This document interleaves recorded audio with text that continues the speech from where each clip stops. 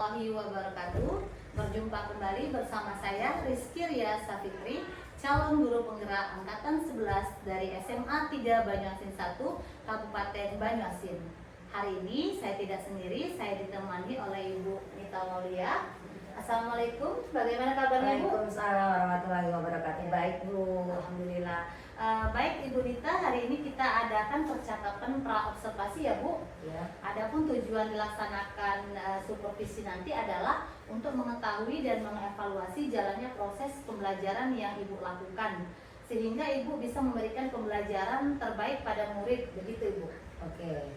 Baik Ibu, di sini ada beberapa pertanyaan yang ingin saya tanyakan berkaitan dengan tujuan. Jadi tujuan pembelajaran yang ingin Ibu capai apa Bu?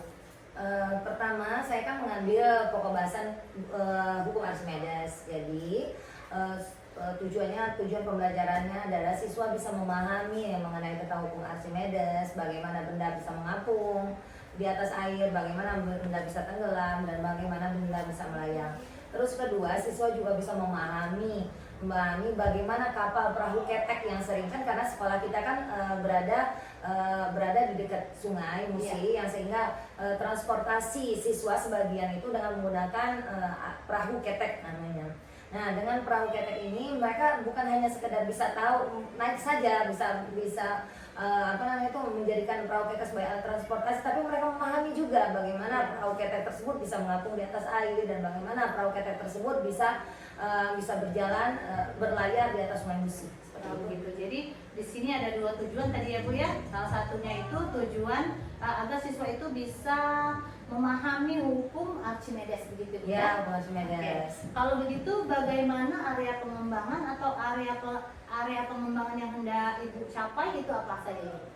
Karena saya kan melaksanakan pembelajaran berdiferensiasi dengan mengembangkan berdiferensiasinya itu adalah gaya belajar siswa, maka yang akan saya kembangkan adalah bagaimana gaya belajar siswa tersebut dalam pembelajarannya. Jadi dalam pembelajaran siswa yang punya kemampuan kinestetik, yang visual dan audio itu akan diberikan pembelajaran sesuai dengan gaya belajarnya masing-masing. Begitupun ketika dalam diferensiasi proses. Jadi ketika siswa yang berdiferensiasi yang memiliki gaya belajar kinestetik, mereka akan mempresentasikan dalam bentuk alat peraga, demonstrasi. Mereka yang dengan gaya belajar visual dengan berupa gambar yang sudah mereka buat tentang perahu ketek itu seperti apa, dan juga dengan untuk kelompok siswa visual auditori, mereka akan menjelaskan hasil diskusinya itu dalam bentuk Canva. Oke, baik Bu. Berarti di sini area pengembangannya itu Ibu menggunakan pembelajaran berdiferensiasi ya. Kemudian membagi tadi kelompok menjadi 3 gaya belajar. Kalau begitu ini yang ingin saya tanyakan, apa strategi dalam pembelajaran yang Ibu gunakan? Maksudnya media apa? Kemudian tadi metodenya sudah sesuai dengan pembelajaran berdiferensiasi. Selain itu, strategi yang ingin Ibu kembangkan lagi apa? Dalam LKPD mungkin ya. Jadi dalam LKPD mungkin pada saat pemberian materi secara langsung saya menggunakan berbasis teknologi. Jadi saya juga menggunakan virtual lab pada tahap memahami, kan saya menggunakan pendekatan saintifik. Jadi pada saat tahap menginformasikan atau memahami, jadi di situ juga saya menggunakan virtual lab, saya juga menggunakan demonstrasi dalam pembelajaran. Nah, pada saat proses pembelajaran, pada saat pengerjaan diskusi, jadi pada saat siswa menggali informasi, itu kita menggunakan LKPD. Nah, di LKPD itu sendiri saya buat macam-macam sesuai dengan gaya belajarnya. Jadi untuk gaya belajar siswa kinestetik, saya berikan alat dan bahan berupa alat peraga, jadi alat praktikum, jadi mereka melakukan percobaan walaupun sudah didemonstrasikan. Nah, untuk siswa yang dengan visual auditori dan visual, saya memberikan mereka link untuk virtual lab yang mereka bisa gunakan untuk sebagai sarana pembelajaran mereka mengetahui bagaimana benda mengapung, seperti itu. Ya. Wow, bagus sekali ya Bu ya. Jadi strateginya itu sudah tersusun secara sistematis sehingga nanti siswa itu akan terarah. Nah, kira-kira kapan Ibu akan melaksanakannya? Hari apa, di kelas berapa, dan jam berapa Ibu? Saya akan melaksanakannya rencananya itu di hari Kamis. Di hari Kamis, karena di hari Kamis itu saya untuk pembelajaran fisika saya ada 3 jam, jadi waktunya lebih longgar untuk menerapkan pembelajaran berdiferensiasi berupa sistik itu di kelas. Baik Ibu, nanti saya akan datang untuk melakukan supervisi di kelas. Boleh. Ibu observasi. Okay. Kemudian saya akan mencatat hal-hal yang akan terjadi di dalam kelas ya Bu ya. Okay, nanti setelah Ibu melakukan observasi, kita akan mengadakan percakapan lanjutan, yaitu percakapan pasca observasi. Okay. Yang nantinya akan didampingi oleh pengajar praktik kami dari program guru penggerak. Okay. Sebelum saya akhiri, apa yang Ibu dapatkan dari percakapan kita hari ini Ibu? Jadi yang saya dapatkan adalah ketika terkait dengan modul ajar. Jadi poin-poin tersebut lebih mengarahkan dan memperbaiki pemahaman saya mengenai tentang modul ajar dan yang akan saya terapkan di dalam pembelajaran. Baik Ibu, terima kasih atas waktunya. Sampai jumpa di hari Kamis nanti. Demikianlah percakapan kita pada hari ini. Sampai bertemu pada kegiatan observasi dan pasca observasi. Saya akhiri. Wassalamualaikum warahmatullahi wabarakatuh. Terima kasih Bu. Kayak aku, berat benda di udara, berat benda di zat cair. Terus kedua, kalian juga setelah pembelajaran harus dapat menjelaskan tentang mengapa benda mengapung, mengapa benda melayang, dan mengapa benda tenggelam. Nah, ayo sebelumnya kita masuk dulu ke sesi diskusi. Nah, kalian lihat ada gambar apa saja yang di sini? Terus apa ini? Batu. Ini kelihatan tidak? Gambar apa? Itu gambar ada benda di sini di bagian tengah dari botol. Botol ini berisi air. Ada sebuah benda berada di tengah, namanya disebut melayang. Nah, ada yang tahu mengapa kapal bisa mengapung? Ada yang tahu? Pernah melihat kapal? Kenapa? Karena kapalnya besar. Kalau kapalnya kecil, kira-kira bisa tidak kapal tersebut mengapung? Kalau seandainya bolongannya besar? Kalau seandainya ada rongganya? Mengapa seperti itu? Nanti kita akan pelajari. Gambar kedua, batu di dalam air. Ngapain batu itu? Apa yang terjadi pada batu? Tenggelam. Kenapa batu bisa tenggelam? Karena batunya berat. Iya. Benar tidak? Karena batunya tidak bisa berenang. Lanjutnya, apakah benar? Nanti kita pelajari.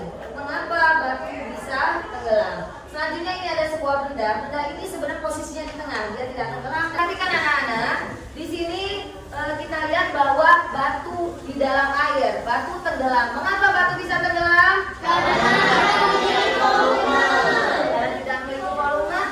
punya volume. Ada lagi? Karena batunya berat. Ada lagi? Karena batu tidak bisa berenang. Ya benar. Karena batu tidak bisa berenang. Nanti kita akan bahas kenapa batu bisa tenggelam, mengapa kapal laut bisa mengapung. Padahal sebenarnya kapal laut terbuat dari besi. Nah, ini ada benda ketiga. Benda ketiga ini berada di dalam botol. Botolnya berisi air dan posisinya tidak jatuh ke bawah dan juga tidak mengapung ke atas. Bagaimana benda ini bisa melayang? Yang berada di tengah. Jadi disebut dengan melayang. Bagaimana benda tersebut melayang? Ada yang tahu kira-kira? Tidak ada yang tahu. Oke. Oleh sebab itu kita akan mempelajarinya mengapa ketiga benda ini posisinya seperti ini. Lanjut. Yuk kita tonton video berikut ini. Nah, sebelum masuk ke pembelajaran, Ibu akan menampilkan video berikut ini. Tahu nggak sih kenapa kapal bisa mengambang di atas air? Tahu nggak ya? Ternyata kapal menggunakan prinsip fisikal loh. Nah, prinsip apa? Prinsip yang digunakan adalah hukum Archimedes. Apa sih hukum Archimedes itu? Dan bagaimana cara kerjanya? Sebelumnya, apa itu hukum Archimedes? Hukum Archimedes adalah sebuah hukum tentang prinsip pengapungan di atas zat cair. Ketika sebuah benda tercelup seluruhnya atau sebagian dalam zat cair, zat cair akan memberikan gaya ke atas atau disebut gaya apung atau disingkat FA pada benda, di mana besarnya gaya ke atas atau gaya apung itu sama dengan berat zat cair yang dipindahkan. Pada prinsip Archimedes, sebuah benda akan mengapung di dalam fluida jika massa jenis suatu benda lebih kecil daripada massa jenis zat cair.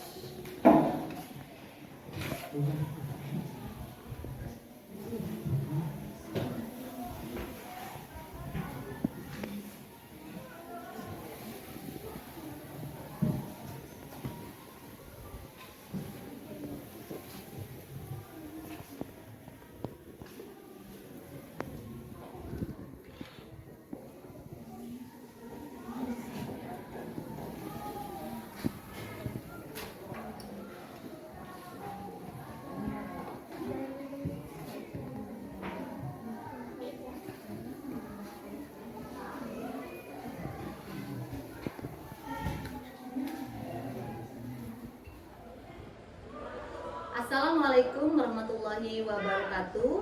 Berjumpa kembali bersama saya Ibu Rizky Ria Safitri, calon guru penggerak angkatan 11 dari SMA Negeri 3 Banyuasin 1 Kabupaten Banyuasin. Pada hari ini kita akan melaksanakan pasca observasi. Hari ini saya masih ditemani hari ini ada Ibu Nita, dan hari ini juga kami kedatangan pengajar praktik dari program pendidikan guru penggerak, Ibu Dahlia. Apa kabarnya Ibu? Ya, Alhamdulillah kabar saya juga baik. Ibu Dita, bagaimana kabarnya? Baik. Oke, selamat datang di SMA Negeri 3 Banyuasin 1. Oke, kita mulai saja pasca observasi yang telah dilakukan oleh Ibu Nita.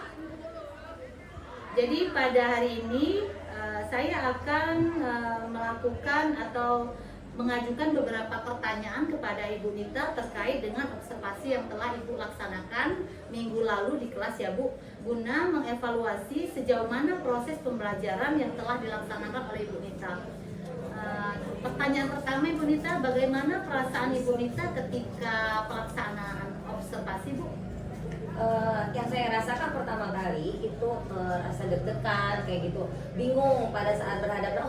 Biasanya kan tidak pernah dilakukan observasi ataupun pengamatan ataupun jarang sih supervisi. Tahu-tahu ada guru yang hadir untuk mengobservasi. Jadi dari situ juga ada rasa pokoknya yang apa ya, ada hal yang beda lah kayak gitu. Oke Bu, kalau begitu bisa ya Ibu ceritakan area pengembangan apa yang dilakukan di kelas? Kemudian bagaimana langkah-langkah atau tahapan yang Ibu lakukan di kelas? Saya kan menggunakan pembelajaran berdiferensiasi untuk kelas 11E. Mata pelajaran fisika, pokok bahasanya itu adalah hukum Archimedes. Jadi karena saya menggunakan pembelajaran berdiferensiasi, otomatis ada langkah-langkah yang saya lakukan untuk mengelompokkan siswa berdasarkan yang saya ambil itu adalah gaya belajar siswa. Jadi tahap-tahap yang dilakukan itu mulai pertama adalah asesmen diagnostik. Nah, asesmen diagnostik ini gunanya untuk melihat gaya belajar siswa itu seperti apa. Apakah dia masuk kategori visual, apakah dia masuk kategori audiovisual, ataupun dia masuk kategori kinestetis. Dari hasil observasi yang diperoleh, saya dari survei yang diberikan kepada siswa dengan menggunakan Jotform, aplikasi Jotform. Akhirnya saya mengambil data, akhirnya mengelompokkan siswa tersebut. Jadi ini ada kelompok kinestetis, ini ada kelompok visual audio, dan ini ada kelompok visual. Oke Ibu, berarti sebelum mulai pembelajaran Ibu sudah menyiapkan kelompok-kelompok agar siswa itu lebih terfokus pada gaya belajarnya, begitu Ibu ya? Iya, benar. Jadi ada memang pada saat dari asesmen diagnostik itu akhirnya dikelompokkan lagi, siswa dibuat kelompok sesuai dengan gaya belajarnya. Kemudian langkah selanjutnya yang Ibu lakukan? Setelah dikelompokkan seperti itu, masuk ke dalam pembelajaran. Nah, pada saat pembelajaran memang dari tahap awal itu siswa sudah dikelompokkan. Jadi pada saat guru masuk kelas, siswa sudah dikondisikan dalam kelompok-kelompoknya. Ini kelompok visual, ini kelompok visual audio, dan ini adalah kelompok kinestetis. Nah, pada saat pemberian materi, pada tahap persepsi dan pertanyaan pemantik, itu semuanya sama, semua sama, diberikan pertanyaan sama. Pada saat kita juga menggunakan pendekatan saintifik. Jadi pada saat pendekatan saintifik, misal pada tahap siswa memahami gambar, misalnya diberikan gambar, itu semuanya juga sama. Cuman hanya pada saat masuk ke siswa melaksanakan LKPD, mereka mencari informasi, mereka baru bekerja per kelompok-kelompok sesuai dengan LKPD yang sudah dibuat. Dan LKPD-nya juga tidak sama. Jadi kayak misal untuk siswa visual dan visual auditori, mereka menggunakan pembelajaran dengan menggunakan virtual lab. Oh gitu ya, Bu ya. Wow, keren sekali Bu ya. Jadi Ibu melakukan hal yang sama pada saat memberikan pertanyaan pemantik itu sama ya Bu ya. Iya, Cuma nanti akan berbeda ketika mengerjakan LKPD Iya, gitu Bu pada ya. saat pelaksanaan pembelajaran mereka mulai dari mencari informasi, mereka menarik kesimpulan, itu sudah dipisah kayak gitu sesuai dengan kelompoknya masing-masing. Nah, yang untuk kinestetis itu dengan melakukan praktikum mereka. Menarik sekali ya Bu. Kemudian langkah selanjutnya apa yang Ibu lakukan? Nah, setelah pembelajaran, akhirnya mereka mempresentasikan dari hasil yang sudah mereka lakukan, mereka pelajari. Jadi LKPD yang sudah mereka sudah isi, akhirnya mereka mempresentasikan apa yang sudah mereka kerjakan. Nah, sistem itu pun pada saat mereka mempresentasikan tugas itu pelaksanaannya merupakan diferensiasi produk nih. Iya. Jadi produknya beda-beda. Jadi misal siswa yang dengan visual, mereka akan presentasi dengan menggunakan gambar. Jadi dengan menggunakan karton, mereka menggambar. Terus gambar itulah yang akan mereka gunakan sebagai bahan untuk presentasi. Nah, yang visual audio, mereka menggunakan media Canva. Jadi mereka membuat Canva dengan menggunakan HP yang seadanya seperti itu, dan mereka mempresentasi dengan menggunakan Canva. Untuk kinestetik, mereka mendemonstrasikan dengan teman-temannya karena memang sih kondisi sekolah kan juga terbatas peralatannya. Jadi ya yang kelompok kinestetis saja yang menggunakan alat untuk mencari informasi tentang hukum Archimedes, dan mereka pada saat presentasi mereka mendemonstrasikan apa yang sudah mereka peroleh dari data yang sudah mereka lakukan pada saat praktikum. Baik Ibu, jadi setiap anak itu atau masing-masing kelompok, tadi ada 3 kelompok ya Ibu ya?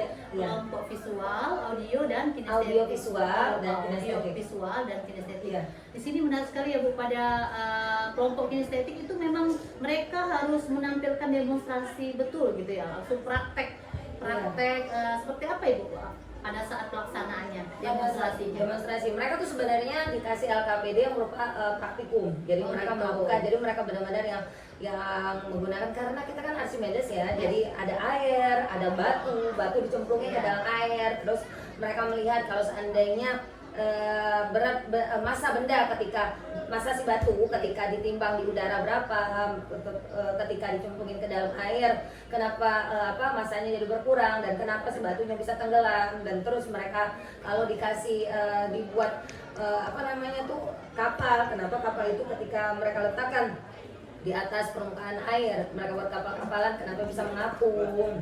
Dan itu mereka lakukan praktikum seperti mengambil data, terus pada saat mereka mendemonstrasikannya, mereka mempresentasikan kepada teman-teman, dan sama saja sebenarnya intinya untuk kelompok visual auditori dan kinestetis sebenarnya membuktikan apakah benar bahwa hukum Archimedes itu mengatakan bahwa gaya ke atas itu akan sama dengan volume yang ditumpahkan kayak gitu. Keren sekali Bu ya, menarik sekali proses pembelajaran yang telah Ibu laksanakan. Namun kira-kira nih Bu, ada tidak kekurangan atau hambatan pada proses pelaksanaan pembelajaran yang Ibu lakukan minggu lalu? Sebenarnya ada 2. Ya. Pertama adalah pada saat pengelompokan siswa. Jadi saya itu merasa terkendala ketika mengelompokkan antara siswa visual dengan audio visual kayak gitu.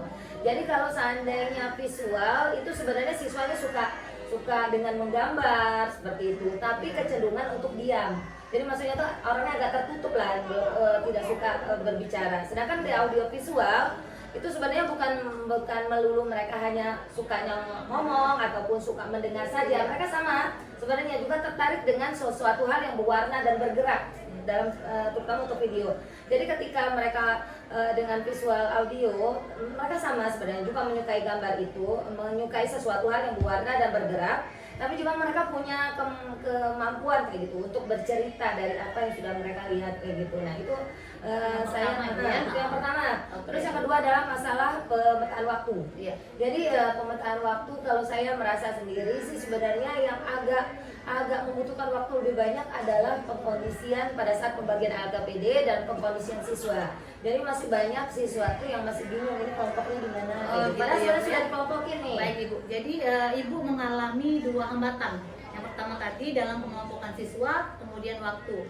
Dari hambatan atau kekurangan yang Ibu alami ini, kira-kira apa rencana tindak lanjut yang akan dilaksanakan ke depannya Ibu Nita agar kekurangan atau hambatan ini tidak terjadi lagi? Oke, jadi kalau seandainya di visual dan visual auditory, kemungkinan saya kan kemarin saya hanya melaksanakan penggalian datanya. Gaya belajar siswa itu hanya berupa survei dengan menggunakan aplikasi Jotform kayak gitu. Nah, untuk selanjutnya ada rencana saya, jadi kalau seandainya mengambil lagi pembelajaran berdiferensiasi dengan gaya belajar siswa, itu untuk siswa tersebut jangan hanya dengan survei saja, membagikan survei pada siswa, juga mengobservasi secara langsung. Jadi siswa itu dipanggil satu persatu, dilihat dari gaya bicaranya, terus dari gaya dia mengungkapkan pendapat, dan dari pokoknya dilihat secara keseluruhan. Jadi kita bisa mengelompokkan mana yang audio visual dan mana yang visual seperti itu. Nah masalah waktu yang kedua ya, poin kedua. Nah, masalah waktu mungkin memang harus diperjelas lagi kayak gitu. Jadi mungkin sebelum pelaksanaan pembelajaran, mungkin pada tahap asesmen diagnostik itu setelah siswa disurvei, diberikan pertanyaan, juga sudah dibayangkan kayak itu, diberi bayangan bahwa kita nanti pembelajaran seperti ini loh anak-anak. Jadi bahwa kalian yang memiliki visual nanti dikelompokkan dengan siswa yang sama-sama visual. Kalian visual auditory nanti dikelompokkan seperti itu. Dan yang kinestetis juga dikelompokkan kayak gitu. Jadi siswa itu tidak lagi merasa bingung mau ngapain kayak gitu di kelas ini. Ya, bagus sekali Bu ya. Jadi kita atau Ibu Nita nantinya akan melaksanakan observasi secara langsung agar pengelompokan siswa itu benar-benar tepat gitu ya Bu ya. Oke, kira-kira nih Bu, kapan Ibu akan melaksanakan rencana tindak lanjut yang telah Ibu jelaskan tadi Bu? Mungkin untuk pembelajaran selanjutnya. Iya. Jadi setelah pembelajaran ini saya merasa tertantang. Ternyata asik juga dengan melaksanakan pembelajaran berdiferensiasi. Jadi setelah mungkin ya data-data yang kemarin itu mungkin akan diperbaiki kembali untuk materi pembelajaran selanjutnya. Mungkin ya bisa untuk materi fluida dinamis. Jadi datanya kan masih ada nih, masih bisa dipakai kayak gitu. Cuman agak diperbaiki lagi, terutama untuk mempertegas mana yang benar-benar dicek lagi siswa ini visual atau visual auditory. Dan waktunya juga, pemetaan waktunya juga benar-benar dirapikan kembali kayak gitu. Terima kasih Bu Nita ya. Terima kasih juga atas jawabannya. Kemudian semoga apa yang Ibu rencanakan akan segera terrealisasi minggu depan sesuai dengan bagaimana tadi Ibu cara mengatasi hambatan-hambatan yang akan Ibu praktekkan pada kelas yang berbeda atau kelas yang kemarin Bu? Kayaknya kalau seandainya pengennya sih semua kelas. Oh gitu. Nanti Ya. Ibu akan mempraktekkan pada semua kelas. Oke, terima kasih banyak Ibu Nita. Baik, selanjutnya saya beri kesempatan kepada Ibu Dahlia sebagai pengajar praktik dari program Guru Penggerak Angkatan 11 Kabupaten Banyuasin. Di sini saya mohon untuk Ibu Dahlia memberikan umpan balik atau tanggapan dari pasca observasi hari ini yang telah kami lakukan. Kepada Ibu kami persilakan. Baik Ibu Rizky dan Ibu Nita, berdasarkan hasil dari observasi kami antara percakapan Ibu Rizky dan Ibu Nita, itu menurut kami sudah menjalankan alurnya. Itu dalam percakapan ini alur katanya terpakai, proses pembelajarannya juga sudah diceritakan. Ibu Nita di sini kendala apa yang terjadi, dia sudah bisa menemukan solusinya sendiri, sudah bisa merefleksi proses pembelajarannya. Nah di sini mungkin tambahan masukan dan saran dari kami Ibu Rizky, apa yang sudah diterapkan di Ibu Nita observasi ini boleh sebatas menjadi Ibu Nita bisa dibagikan juga dengan guru yang lain, bagaimana tanpa observasi pasca observasi itu menggunakan alur peta ini yang sesuai pertanyaan ini, biar apa yang proses kan seperti ini ya, bisa berbagi intinya dengan anak-anak lain. Mungkin itu tambahan dari kami, prosesnya sudah baik, bisa dikasih. Baik Ibu, terima kasih atas umpan balik dan tanggapannya.